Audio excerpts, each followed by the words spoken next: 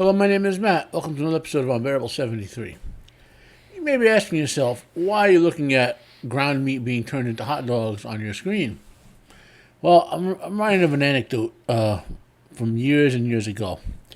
My cousin and I were watching a PBS special about illegal immigrant labor being used in the making of hot dog factories and so forth, and also the making of hot dogs in third world countries and unsafe labor practices.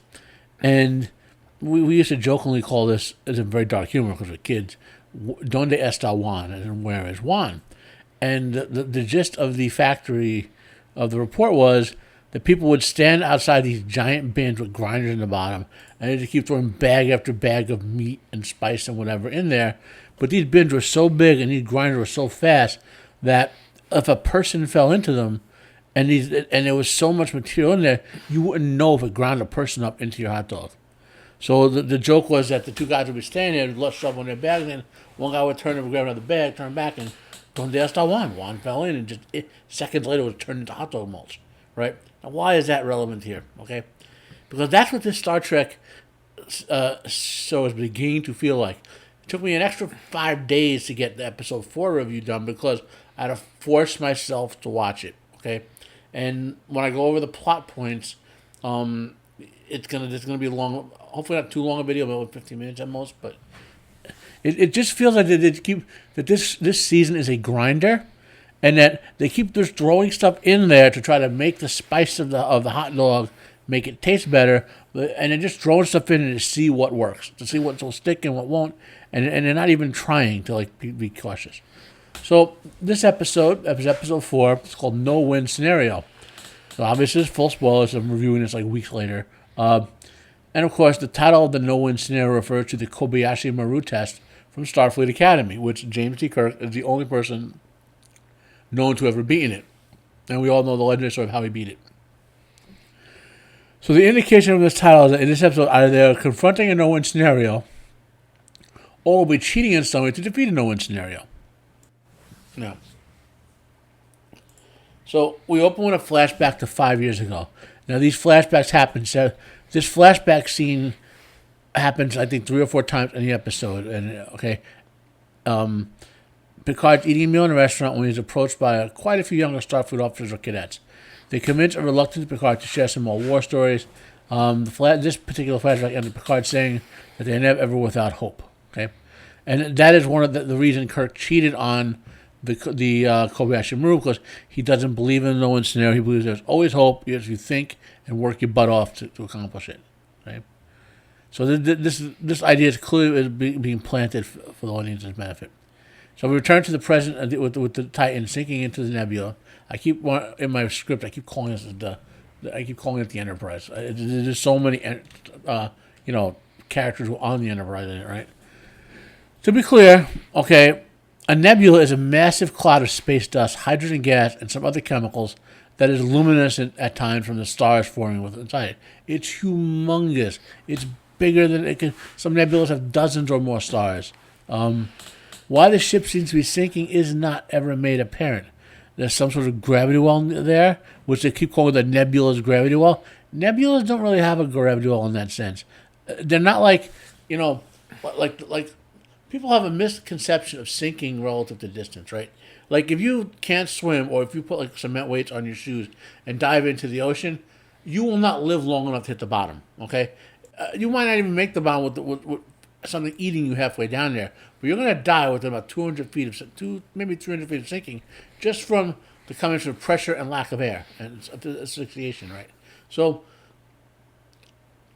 but if you could live for the entire length of your sinking with, say, cement weights on your ankles, it would take you hours to sink all the way down there. I could probably do the calculation, but the most you could sink is based on the resistance of the water to your skin, because you're not accelerating other than by the weight of. Anyway, the point I'm getting is they depict this thing sinking at what appears to be hundreds of kilometers per hour, yet the ship was moving the other direction under a power. So momentum doesn't work the way it's shown in this, nor does gravity. So if the ship, let's say that this Pepsi bottle I'm always seeking the Pepsi sponsorship, Pepsi out there, is the Titan, right? And it's traveling like this into the nebula, and then all of a sudden loses power, right? So its momentum should have it keep traveling on a direction, and if there is a gravity well near it, there should be multiple gravity wells in it because there should be multiple stars forming, right? It should just begin to drag you, influence the vector you're on by altering it slightly. Essentially, you would be into orbit in a declining orbit around it, right? Like and then swing around and come the other way, right? Point is, they just show them dropping like a rock as if someone tied concrete ankle weights to you, but in the ocean, and it's a very short distance, right? That nebula is probably millions of times bigger than the ocean is deep. It should take them forever to hit the center of that nebula, traveling at at those slow speeds. Okay? And I'm simplifying. I don't even remember enough physics from when I took it to go into the nebula physics. But this is bad writing. And anyway. So next up, Picard and Riker confer and make up their differences. What was the point of having to have that significant... you can hear Alexa talking in the background, the spy. What was the point of having that significant conflict for no logical reason? Alexa, stop. And just resolve it like 10 minutes into the episode. There's no point to that. We do get some interesting character elements from Riker regarding the death of his son Thad, but that just sounds like emotional bait. Riker is fatalistic about the events, and he's seemingly accepting the inevitable death of the no-win scenario that they're in. Next, we see Seven hunting for the changeling Saboteur and discovers that the changeling killed the transporter chief. She reports that to Riker, and they decide that she will remain relieved of duty because that will enable her to better hunt the changeling somehow, right? But she's relieved of duty, but still have the same full access as if she were a commander. Makes no logical sense, and the changeling would have to be stupid to think she's really relieved of duty. Also, during the initial scenes of Seven hunting the changeling, I finally became aware of one of my annoyances. And this is more of a me thing than a problem with them, but most of the shipboard scenes tend to look underlit, as if everywhere the characters were, some fixture was missing a light bulb. It's the exact opposite of lens flare. It's just as annoying. Onward to what I think of as a random cosmic ass-pull subplot.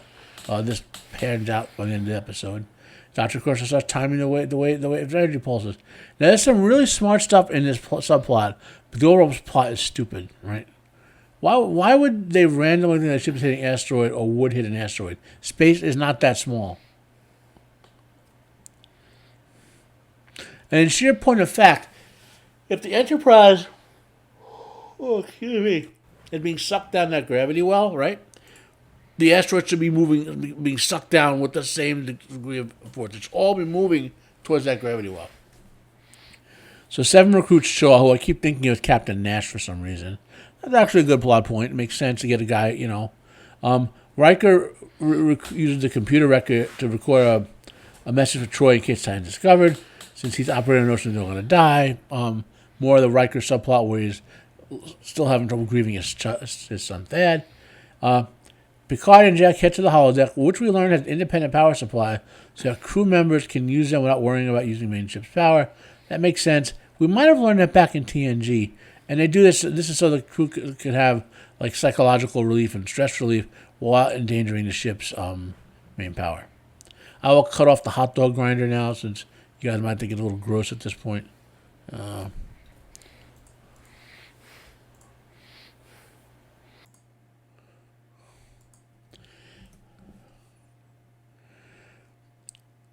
Seven makes some more progress with help from Shaw, right? Finally we get to the events on the Shrike. Okay, Vadic cuts off our hand, used to talk to someone. The hand of Vadic. I don't think they ever explain this communication or the method, like who it goes to or how it works. Her superior says she must recover Jack at all costs. We see Crusher continue to time the pulses. She's doing our science stuff with it. And then we see Seven randomly walk by the changeling when she has the changeling's pot and is trying to get it analyzed and talking aloud about opening up the biolab. What the frack? This is kind of one of those worst writing examples of the of this show possible. They literally murder their own established plot of how to find the changeling by having her Seven randomly walk right by the changeling right when she's talking loud on the comms about her plan to find it carrying the pot. Could we at least have seen the changeling stalking her, maybe? Like having, like so that we could think it's hunting her to try to counterhunt the, like, on a gigantic ship, it happened to just walk just right by her at just that exact time. Once more, show acts like a butthole to Picard, this time about Picard's time in the Borg. They're in that holodeck. Just as Beverly goes to Picard to reveal her findings, which lead them to discover the nebula they are in is not, in fact, a nebula. Well, they don't think it is. Now, I will give credit where credit is due on this part. Beverly's explanation about how the matter-to-energy conversion is being on a predictable timer, which is a countdown due to the alkaline energy pulses following a predictable pattern, blah, blah, blah, right? I'll give the writers credit for that little nifty little scientism in there, But Picard makes a huge leap of logic that has no direct connection to what she says. This countdown could just easily be a countdown of some random portal opening or an explosion or any other result of all that matter transforming to energy. And by the way, the entire argument with Riker is solely to explain what they're doing to the audience, and to know as the audience that they're going to do this. So, now my question is, so although I talked about the nebula before, okay, maybe we can infer that Beverly was combining that knowledge, right? The fact that a nebula doesn't behave that way with the gravity well and all that, with the pulses, and began to come to a conclusion about it. But they need to show that if they mean that. They need to say, well, Beverly's got to say to someone, I just find it awfully peculiar. Or Picard can say to Beverly, I find it awfully peculiar that this nebula has this intense gravity well that's sucking us down at an incredible velocity. Normally it would take us months to sink into the depths of the nebula, And then Beverly could leave. Anyway, on to the next point. Now, essentially, the next part of the episode is them implementing the plan. And visually, it looks pretty cool. Okay, I'll give you that. And there's one really nice bit and one horrible bit. So, the nice bit was how they discovered the changeling. So, Shaw and Seven are working manually to unlatch the warp nacelle covers so the warp nacelles can open. The shield can open. They can absorb energy from external. We've seen that's something that's been built into warp nacelles.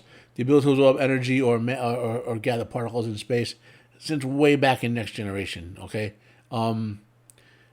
even in the unofficial technical manual for the original series, the nacelles as they travel through space was randomly sucking in hydrogen when it found it to use as part of the fusion generator.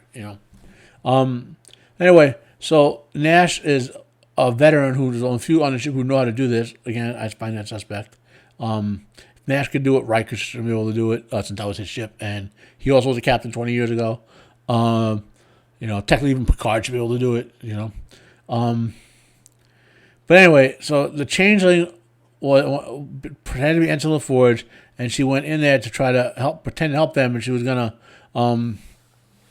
She wanted only one cover to open so the ship can get power to escape, but not two, so it couldn't have power to go to warp. Okay, so Nash and Seven kind of come up with a plan to jump the changeling by having Seven go out the room for enough time. So the changeling comes in, and Seven's like, "Well, okay, LaForge, why are you here?" And she said, and then she goes, "Commander," and Seven goes, "Commander what?" She goes, "Commander Hansen," and Seven blasts her to death. And because very nice little bit here, LaForge sees Seven as a mentor and calls out Commander Seven out of respect, and the changeling did not have time to find that out or to be aware of it. Now, the stupid bit was the asteroid toss. There's no way that should have worked as depicted. I mean, first of all, why was the strike sitting dead still in space to begin with? Okay, you should have been staying in motion so that you're hard to target, if nothing else. And then the asteroid, if the asteroid is small enough for the Titan to slingshot it like that, that means it can't be big enough to do much damage. So the strike shields literally should have ripped it apart. So now we get to the sort of, I guess, the epilogue of the episode, which is you know, the end of the flashback where we saw back in that bar. Apparently Jack was in there, and Picard, just as Jack was going to get to reveal himself, said basically saying my family is Starfleet, and I didn't need a regular family, blah blah blah, and I convinced Jack not to reveal himself. You know, it's stupid logic, but I get it, right? And then and Riker's talking to Troy, and he's reconciling with her. And the very last thing is the mystery of Jack. The mystery box of Jack gets deeper as Picard said, "Why did you want my son?" And Jack is like at the bar, and the red door appears in his head, and it cracks open, and hears the voice, which sounds like his mother. So Riker's dialogue points to an interesting writing problem. He asks if the changing was still a threat for some reason. Why hasn't Vadic come to get them? Because she would if she could if she wanted to, obviously. So we know she wants Jack Crusher. And why the right now Vadic going after them immediately? As soon as they turn off the shield, she could have just swooped in and beamed them off. And we see a scene where her superiors have to say chastise her and say you should have got him. And it makes no sense. Our ship is in any danger. Since the Titan has no power, just swoop in there, beam him out, and get away. And did they dumb down Seven? I mean, she was portrayed in Voyager as having borderline data-like processing, information retention skills. Meaning, not data's calculator capacity, but Seven just was like a memory bank. She just constantly knew knowledge and stuff like that. Now, why wouldn't she know about the Changeling's pot, as they call it? I mean, one would think, being at Starfleet Academy, would have at least one or more courses about the Changelings because of the Dominion War and the threat that the Changeling would represent due to their Changeling ability. Right? I understand that the purpose of the scene was for the audience to learn what she was doing, but you have to be smarter about it, okay? And then what makes it even worse is what I said when I was talking about the plot elements. They erased that subplot by just having her randomly walk by the Changeling with the pot in full view when she says out loud to open the biolabs. It boggles the mind.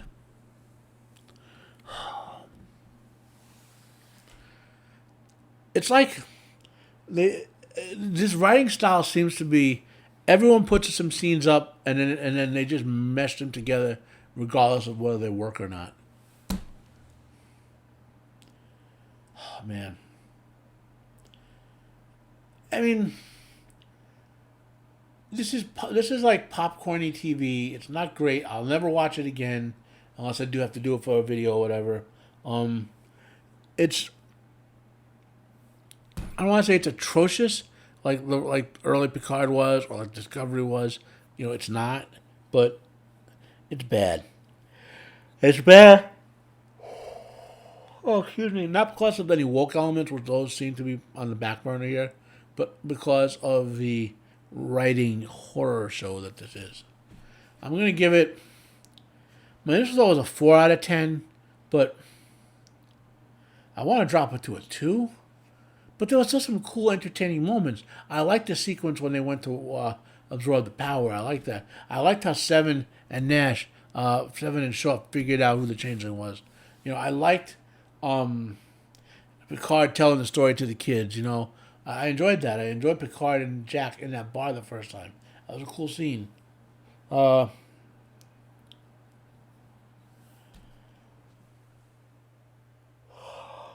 You know, there's some parts you can enjoy in this, but if you got to turn your brain off, and you got to turn your brain off.